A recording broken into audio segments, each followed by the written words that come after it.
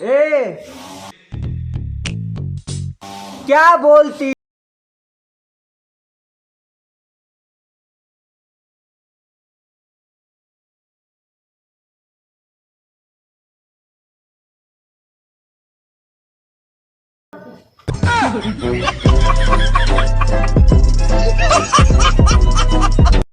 Hello, सुनो ना।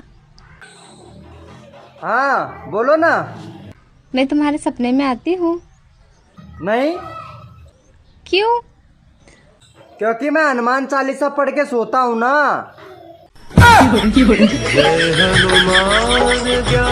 हमारे घर में बहुत सारे चूहे हो गए हैं, चूहे मारने की दवा दे दो ना तुम।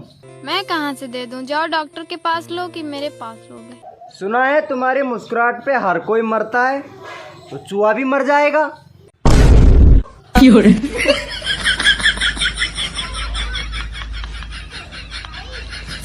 मामा 10 रुपए दे दो, कुरकुरे लेना है। नहीं है मेरे पास पैसे वैसे, जाओ यहाँ से। तो सुनो मामा, मेरी मम्मी के हिस्से की जमीन दे दे। हे प्रभु, हे प्रभु। हे हरि राम कृष्ण जगन्नाथ प्रेमानंद।